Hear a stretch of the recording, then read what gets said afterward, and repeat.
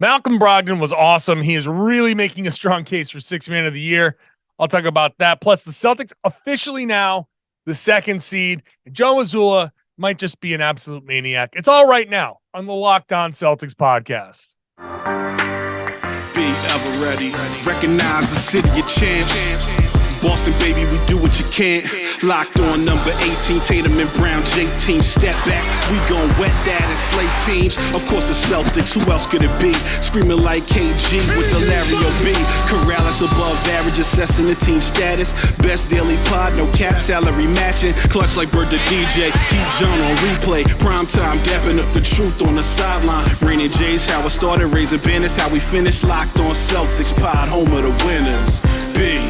Hey, welcome back to the Locked On Celtics podcast, right here on the Locked On Podcast Network, where it's your team every day. And I'm here for you every day with a free, fresh podcast dropped directly to your device. Whatever app you use, whatever podcasting app you choose, this show is there. It's also on YouTube. So I'd love it if you watch the show on YouTube, hop into the comment section, join a growing Celtics community there in the comment section. Whatever you want to talk about, the podcast, the game, anything else, jump in. I'm John Karalis. I cover the Celtics for Boston Sports Journal. I used to play once upon a time. And today I'm here to talk about the Celtics. I was going to start with a 1. They didn't make it to 1. 97-93 win over the Raptors. I'm just conditioned to start with 1. I forgot, I don't always remember the scores when I start recording. And I was always like, 1-0 nothing. It's not 1-0 nothing. It's 97. The Celtics scored 97 points. They gave up 93. Nobody could hit a damn thing. This was not a fun game. This was not a pretty game. This was not anything that you're going to write home about. The Celtics shot 28.9%, 11 of 38. The Raptors, that's from 3. The Raptors shot 6 of 33 from 3, 18%. So the teams combined to take 71 3-pointers, and they combined to make 17. That is gross. Just, I'll talk a little bit about the game here in the first segment. Second segment, I'll say for Malcolm Brogdon, who absolutely should be the sixth man of the year. No doubt about it. Don't give me Emmanuel quickly, although I get it, but don't. It's Malcolm Brogdon. He should be the leader. He better win this thing. He better win this thing going away. That's in the second segment. And then later on, the second seed, it's official. I'll talk about that. I'll talk about Joe Mazzulla being a little bit of a maniac. But let's just quickly touch on this game. There's not much. There's not much. The Celtics, I feel like, first of all, no Jayson Tatum, no Al Horford, no Marcus Smart, no Peyton Pritchard, which I don't know if we're ever going to see Peyton Pritchard play for the Celtics again at this rate, but it's a heel injury. He came back that one time, and it's still bothering him. I don't know the extent of it, but whatever. So the Celtics were shorthanded. They started Mike Muscala. They started Sam Hauser, and they started Robert Williams. So Derek White as a regular starter, Jaylen Brown as a regular starter, Robert Williams as a sort of regular starter, and then Muscala and Hauser as guys. All of a sudden, Muscala comes in and gets 32 minutes and hit some big shots, 12 points, 3 of 5 from 3, 4 of 6 overall. He hit some big shots, and he got, a few rebounds, 6 rebounds, couple of assists. Thought Muscala played well. Hauser did not have a good shooting night, but I got to shout out Sam Hauser right away. 1 of 8 shooting from 3, and you'd think, oh, God, he was useless if you just saw that part of the box score. But the man went out there and grabbed 6 rebounds. He had 4 assists. He had 2 steals. He had a block. He was plus 11. No one had a better plus minus than Sam Hauser. And early in that first quarter, he had one of the signature plays of the entire season. That diving play, rolling over, grabbing the loose ball, getting it over to Jaylen Brown, and JB going in for the dunk. That play right there is pure Celtics basketball, pure hustle basketball. That's going to be on the actual end of season highlight reel. That's something that will make it onto the Jumbotron. They'll put that into the opening pretty quickly. That'll make it into the opening. I wouldn't even be surprised if they put it in by the start of the next game. So that's a real signature play. That was a hell of a play from Hauser. When Sam Hauser is a plus 11 and a big impact guy at 1 of 8 shooting, then that says something. Rob was good. Jaylen Brown was pretty good, although he didn't shoot well. 1 of 9 from 3. I thought he kind of had a decent game. 39 minutes, but 25 points, 11 rebounds, 5 assists. That's a good game. He didn't have a spectacular game. He didn't have a killer game. He had a good game. And that says a lot, because 25 points, 11 rebounds, 5 assists is a really, really nice night. That Jaylen has gotten himself to a point here where that night is just kind of like, yeah, okay, nice, good game. Move on. Nothing gaudy, nothing to drool over, just a nice night. The real stars of the game, I think, were Malcolm Brogdon for the most part, Derek White in stretches, but really, let's just say that Malcolm Brogdon was the star of the game. 29 points to lead the team, 5 rebounds, 3 assists. He shot 10 of 19 overall, 4 of 6 from 3. It was basically him and Mazzulla. He and Mazzulla combined for 7 of 11 from 3. He and Mazzulla combined to make more 3-pointers than the entire Raptors team. But it was Brogdon that came in off the bench, as he always has all season long. It was Brogdon who came in and made a difference in that first quarter. He made a difference down the stretch. The turning point of this game was in the fourth quarter when it was tied at 82. Brogdon hits a 3-pointer. That's that fourth 3-pointer of the night. And that's where the Celtics get their last bit of separation. So once again, when the Celtics were down multiple players, here's Malcolm Brogdon coming in and saving the day. Him and White and Jaylen Brown, the three of them at various stages and different points of the game, did just enough to hold off the Raptors. Pascal Siakam was great. Fred VanVleet was terrible. This guy, what a terrible time to have an off shooting year. Dude shot 1 for 12 from 3. Fred VanVleet shot 1 for 12 from 3. That's and they need these games. They need these games if they're going to try to get into that 7-8 game. But they might have just dropped into the 9-10, and now they're going to be fighting for home court in that 9-10.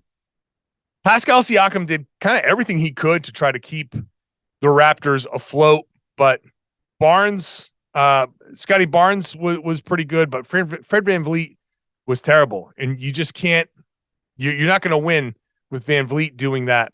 But I thought the Celtics, look, you hold. I say hold. VanVleet was, if VanVleet hits 3 more of those 3-pointers and shoots 33%, then obviously that's not holding them to 93. That's losing because they scored 102. So I use the word hold kind of, generously, but the Raptors scored 93 points and the Celtics were able to win a game undermanned. Underhanded would be a little bit of a different kind of win. Undermanned and shorthanded combine to be underhanded if you're tired at 2:15 in the morning. So they win a game shorthanded. They win the game undermanned. They score 97 points and they win. Hey, sometimes you're going to have to win messy games like this. Malcolm Brogdon, like I said, was really the hero of the game. He's the 6th man of the year to me. And I don't think it really should be as close as some of these outlets, some of these people are trying to make it. So that is next. First, today's show brought to you by Ibotta. You're going shopping every day. You know you're going out there to spend money, regardless, on things that you just need. Groceries, school supplies, all those things. Why not get your cash back with each purchase with Ibotta? Every shopping trip you can get cash back. Ibotta gives you cash back on hundreds of grocery items, from produce to personal care to pantry goods. You can link a loyalty account or upload your receipt after you shop to get cash back.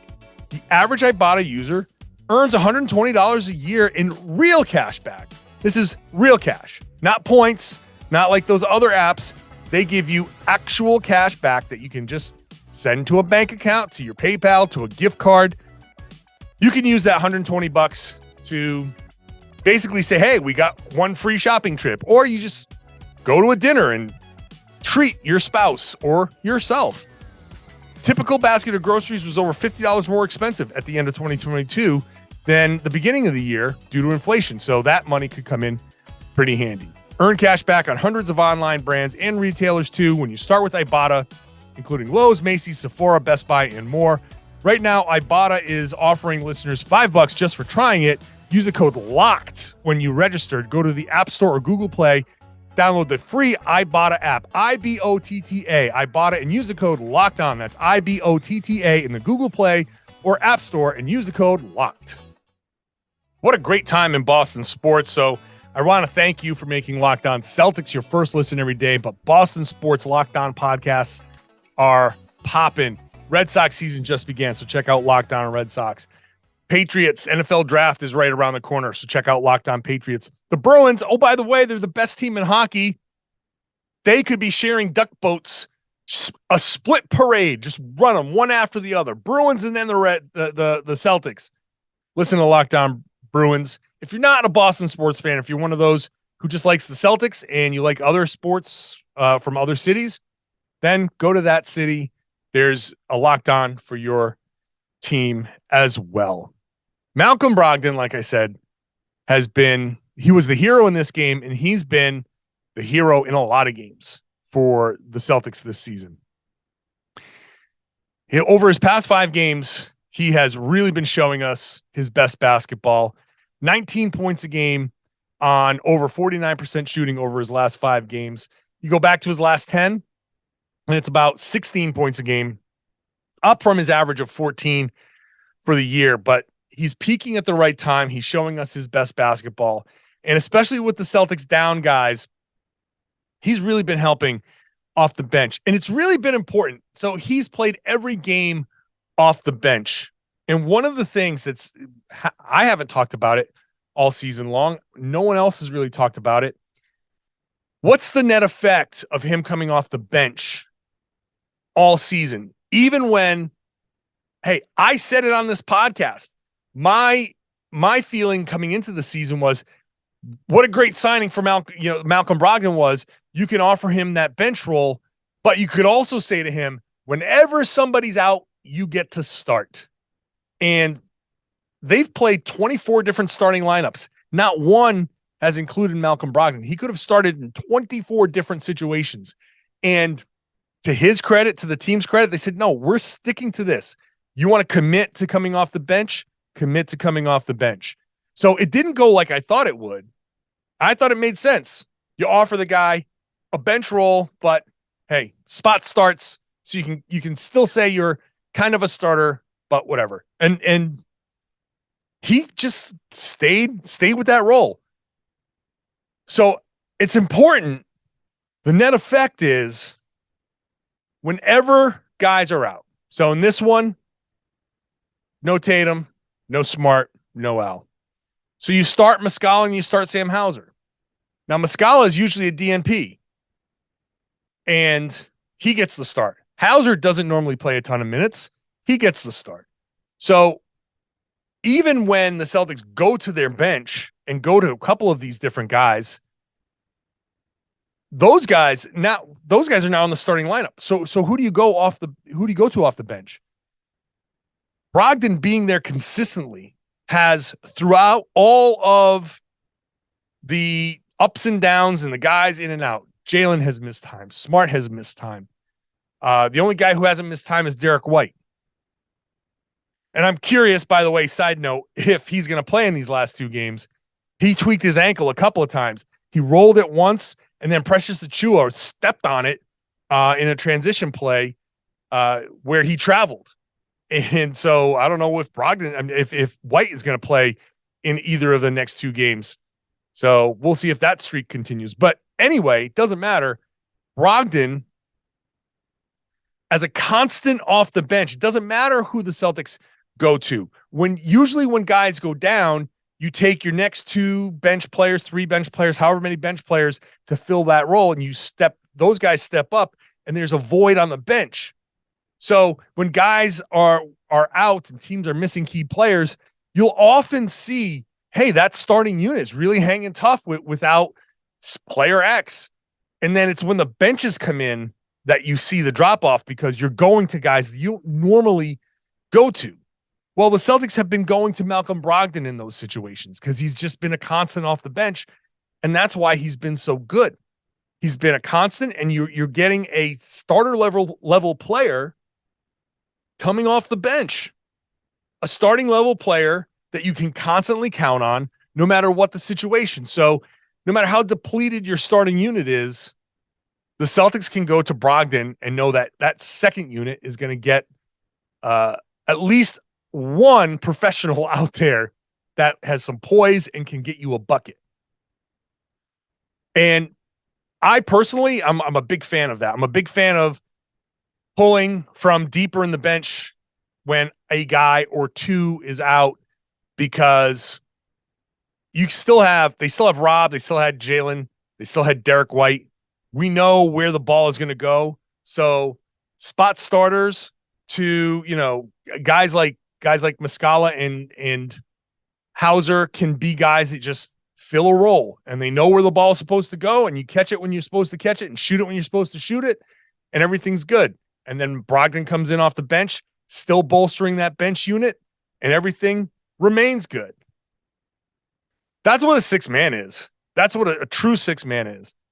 Now, I know Immanuel Quickley is seen as maybe the favorite for 6-man of the year, and he's definitely played well off the bench.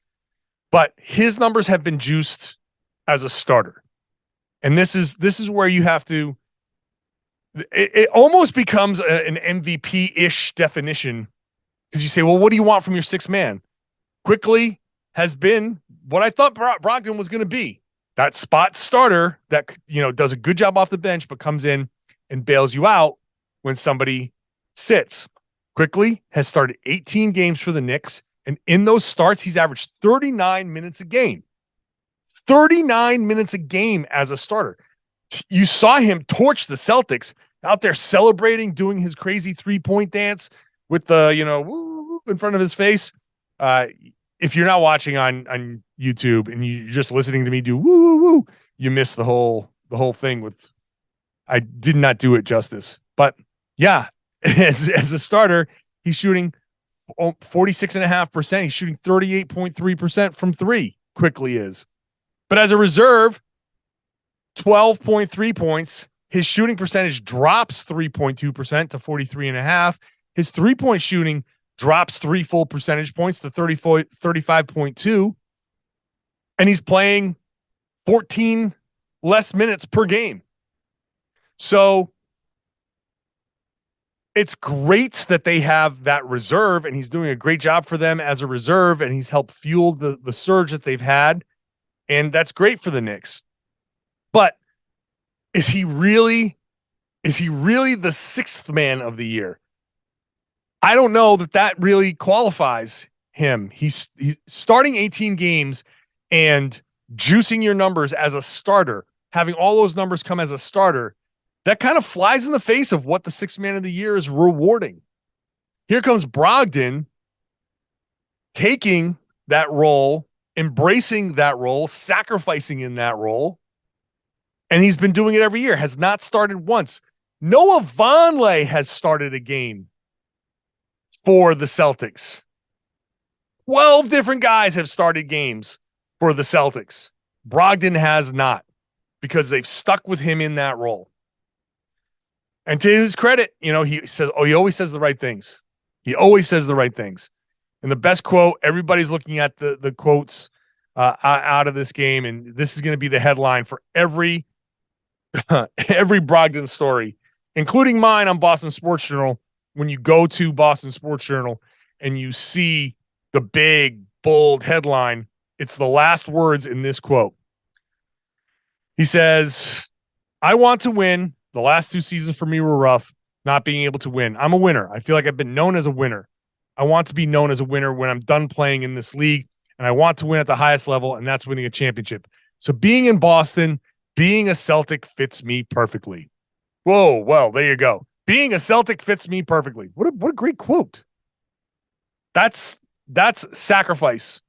He has sacrificed for the team. Brogdon should be getting a ton of love this year. Ton of it. Sacrificing for this team and doing it all year long. Give that man the 6th Man of the Year award. Do not give it to Quickly. Brogdon embodies it just better than Quickly does. And Quickly's had a good season. I'm not taking anything away from him, but Brogdon should be running away with this award. All right, let's get into the 2nd seed and Joe Mazzulla. Crazy Joe Mazzulla.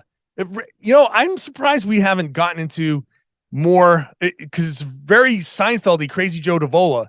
This is very Crazy Joe Mazzulla. It's right there for us. I'll get into that next. First, today's show also brought to you by FanDuel. Playoffs are right around the corner. Now's the perfect time to download FanDuel, America's #1 sportsbook. Like I said, the betting favorites, Emmanuel Quickly's the betting favorite right now. So if you want to bet on player props like Malcolm Brogdon getting 6th Man of the Year, this might be the time to hop in and get yourself some better odds over there on FanDuel. New customers get a no-sweat first bet up to $1,000. That's bonus bets back if your first bet doesn't win. Now, I know in Massachusetts, just legalized gambling, and now is the chance for you first-time customers to sign up. Download the FanDuel app at FanDuel.com/lockedon. That's where you got to do it. FanDuel.com/lockedon. Take advantage of that no sweat first bet and sign up at FanDuel.com/lockedon. You get up to $1,000 in bonus bets when you go there. And then you can start betting on everything. Money line, point scorers, 3-pointers drain. You can combine things and get a same game parlay to increase your payout. Once you get that payout, it goes right to your bank account within a couple of hours. It's super safe, secure, easy to use, fun to use. Make every moment more with FanDuel, an official sports betting partner of the NBA. Just ask you, if you're going to bet, please gamble responsibly. So it's official. The Milwaukee Bucks are the top seed, the best record in the NBA, currently with 58 wins. 58-22. Boston 3 games behind at 55-25. They are officially the 2nd seed. Philadelphia is now officially the 3rd seed. And now you've got Cleveland, New York, and it looks like Brooklyn is going to hold on to that 6th seed. Still possible. It's not done, but it's still possible that Miami can jump, but they've got to be perfect. They got to win the next 2. Brooklyn's got to lose the next 2. So we'll see. But right now, it looks like that top 6 is set, which I've said on a podcast before. And the top 5 is definitely set. Milwaukee, Boston, Philly, Cleveland, New York, and then we'll see. Which means if Miami goes to 7th, and then you've got Atlanta, Toronto, Chicago, I don't know what's going to happen down there. They've got to figure this out. The next couple of games are going to be meaningful. Atlanta and Toronto. The Celtics play Toronto again on Friday. They play Atlanta on Sunday. I don't know what they're going to do, first of all. I think the Celtics might go one more game where they play everybody. I don't know if they're going to go one more game super hard. If they just go and just play Friday with Tatum and Smart and everybody. And Smart was out with a nerve thing in his neck, a pinched neck. So I don't know if he is going to play. He did say that if it's not feeling good, he's not going to play. Tatum was more of a rest, but we'll see. I think it might do the Celtics some good to go out there and get one more good, hard run. Play these guys 35, 36, 37 minutes, and then give them Sunday off, give them that whole week off, let them get themselves together. Or you take Friday off, You give them big minutes on Sunday. You just finish the season hard, and knowing that you're going to have Monday off. Tuesday, you'll figure out, maybe you get some film on Tuesday, and then Wednesday, Thursday is you get a couple of practices in. That might be the case. I'm not sold on the Celtics just sitting everybody for the next 2 games, because I think they want to get these guys out there and make sure their cardio is up. But I can also make the argument, to argue against myself, because it's just me on the podcast right now, that they can keep the cardio up in more controlled circumstances in practice and not worry about, I don't know, Precious Achiuwa running down and stepping on somebody's foot because he traveled and was trying to make a play, or anything like that. Or some stupid thing like somebody getting pissed off and throwing a punch or throwing an elbow or anything like that. So we'll see what the Celtics do. Miami, Atlanta, Toronto, Chicago are all in that mix there for the play-in. That's it. That's definitely the play-in, because everyone else has officially been eliminated. It's those 4 teams. Chicago is out as a first-round opponent. Toronto might be there, but they're less likely. And then, so it's going to likely be between Miami and Atlanta. And if it's Miami, I've said a ton about Miami already. If you haven't heard me talking about Miami on the podcast, I probably talked about it in 2 or 3 of the last 4 or 5 podcasts. But, I'm not thrilled. I'm not thrilled with facing Jimmy Butler in the playoffs. I'm not.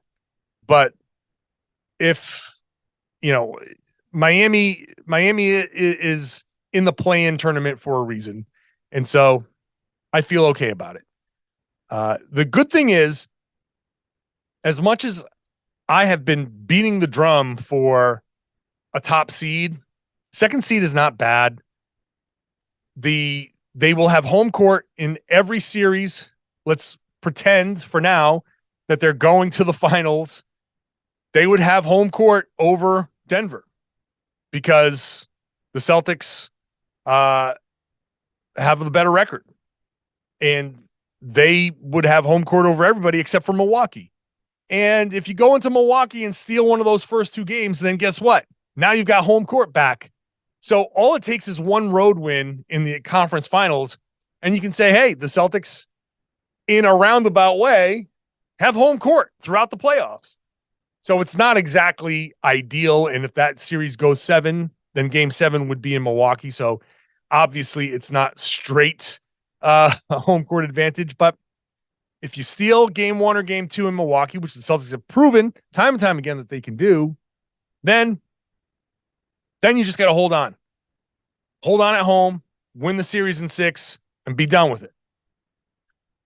So the road is not so bad. Miami is annoying, and I feel like the Celtics it'll take them 1 or 2 more games to dispatch Miami, but they'll do it. Philly, I love the matchups against Philly. This last game notwithstanding. I didn't listen to the whole podcast, but I did see the title for the Rights to Ricky Sanchez podcast. And it's basically Philly beats the Celtics and Embiid solidifies MVP, and it still doesn't feel good.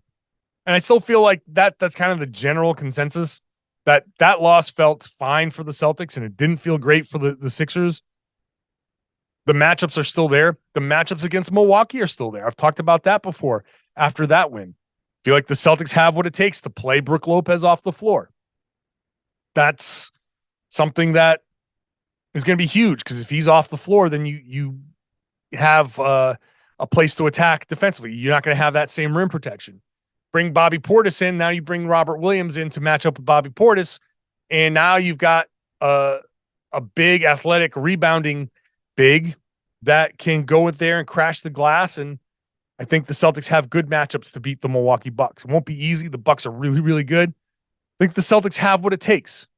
They have what it takes to win a championship. So it's officially the 2nd seed. And while I have been beating the drum for the 1st seed, 2nd seed is not that bad. It's not ideal, but it's not that bad. And I've been just going for ideal. Before I go, I just got to acknowledge Joe Mazzulla, absolute maniac. he got bumped late in the second quarter. Chris Boucher walking to the bench. It felt like he intentionally bumped Mazzulla. Like, you're walking back to the bench. Mazzulla was standing still, and I think he was easily avoidable.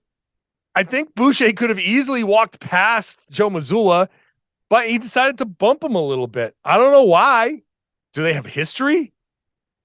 Did they say something? Did Mazzulla say something during play? I don't know. But for some reason, Boucher kind of bumped him on his way back to the bench. And Mazzulla turned around and was like, what? What was that? So he turned around and he turned around and chased after Boucher. And it took Robert Williams to kind of hold him back a little bit. Mazzulla's an absolute maniac, man. He's a maniac. It's wild to see him out there kind of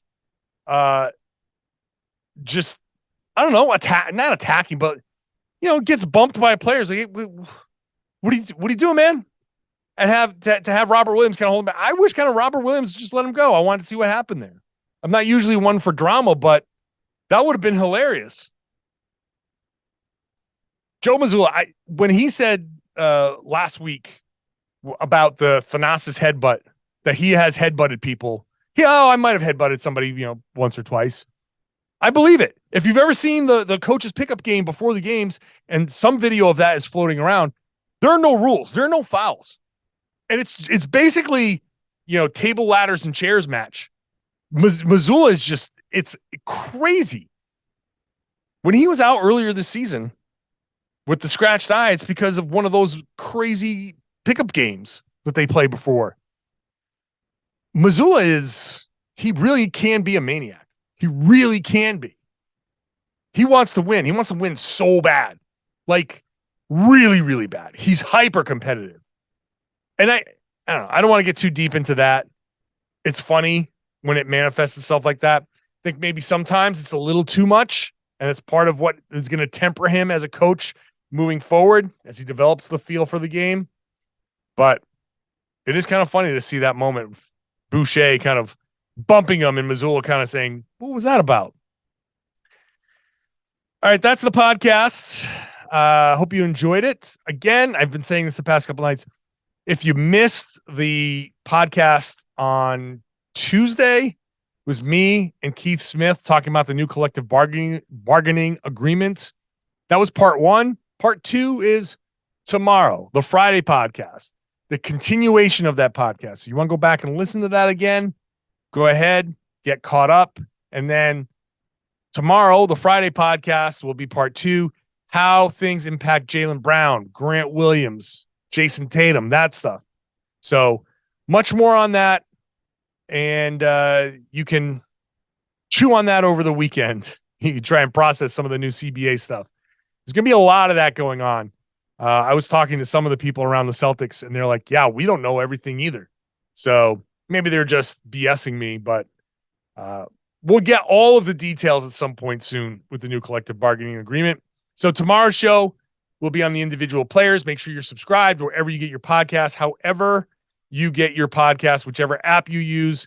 This show is there. So subscribe, watch the show on YouTube, get in there, get into the comment section, join the conversation. And you regular subscribers, I love you. Thank you so much. I'd love it if you shared the podcast, spread the word, tell your friends that they should be listening to and watching the Locked On Celtics podcast right here on the Locked On Podcast Network. Your team every day.